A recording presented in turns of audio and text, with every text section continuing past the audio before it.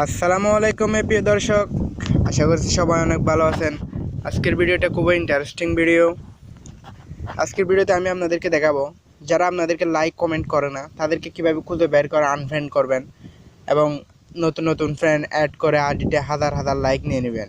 তো আজকের ভিডিওটি সম্পূর্ণ দেখবেন, একটু স্কিপ করবেন না, আবার টেন দেখবেন না, না হয় কিছু বুঝতে পারবেন না।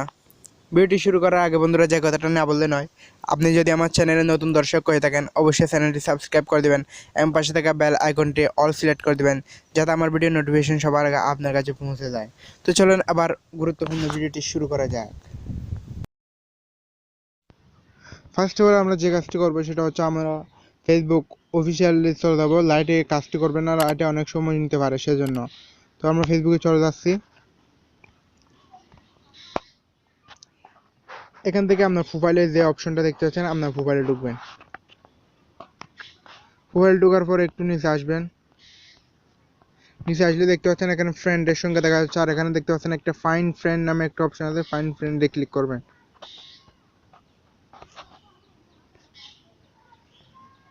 তারপর এখান থেকে দেখতে পাচ্ছেন অল ফ্রেন্ডস নামে একটা অপশন আছে, অল ফ্রেন্ডসে ক্লিক করবেন। এখান থেকে আবার দেখতে পাচ্ছেন এখানে শর্ট নামে একটা অপশন আছে, শর্টে ক্লিক করবেন। এখানে দেখতে পাচ্ছেন নিউজ ফ্রেন্ড রিকোয়েস্ট ফ্রেন্ড, নতুন ফ্রেন্ডগুলো আগে নাকি পুরাতন ফ্রেন্ডগুলো আগে সেটা। তো আমরা দিব ওল্ডেস্ট ফ্রেন্ড ফার্স্ট। এখান থেকে দেখতে পাচ্ছেন এরা আপনাদেরকে লাইক কমেন্ট করে না কখনো, এদেরকে আমি কখনো দেখিই নাই। আগে ফ্রেন্ড ছিল কিন্তু এখন ওদেরকে দেখিও নাই। ওরা আমাদেরকে কখনো লাইক কমেন্ট করেনি, লাইক কমেন্ট কখনো করেনি। আমি 100% বলতে পারবো ওরা আপনাদেরকে কখনো লাইক কমেন্ট করে না পুরাতন ফ্রেন্ডগুলো, কারণ তাদের কাছে আপনার পোস্টগুলো বুস্ট হয় না, সেজন্য ওরা কখনো লাইক কমেন্ট করে না। ওদেরকে সবগুলোকে আনফ্রেন্ড করে দেবেন। যদি আপনার পরিচিত কেউ থাকে তখন তাদেরকে আনফ্রেন্ড করে আবার নতুনভাবে ফ্রেন্ড করবেন, তাহলে তাদের কাছে আপনার পোস্টগুলো বুস্ট হবে।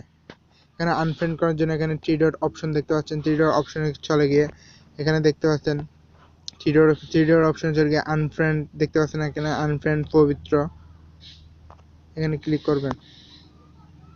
তারপর এখানে কনফার্ম করে দিবেন। আপনি চাইলে ক্রোম ব্রাউজার থেকে এক ক্লিকে সবগুলো ফ্রেন্ডকে আনফ্রেন্ড করতে পারেন, কিন্তু এটা আইডির জন্য বিপুল পরিমাণ ক্ষতি, যার কারণে এটা কখনোই করবেন না।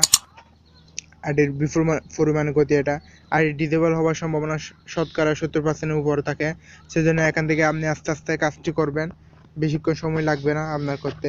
যেমন আমি আমার আইডি ঢুকে এখানে দেখাচ্ছি আপনাদেরকে, একটু ওয়েট করেন।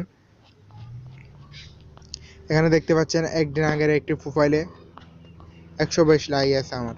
তো যখন 4000 ফ্রেন্ড ছিল তখনও কিন্তু সেরকমই লাইক দেখায়।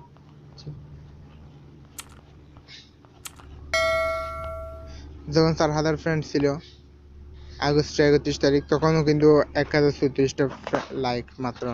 তো আপনি সহজভাবে এই কাজটি ফেসবুক অফিসিয়াল থেকে করে নেবেন। লাইট ইউজ করবেন, লাইটে অনেক সময় লাগে সেজন্য। তো আপনি ক্রোম ব্রাউজারও ওপেন করবেন না, এখান থেকে আইডি ডিসেবল হওয়ার সম্ভাবনা শতকরা 70%-এর উপরে।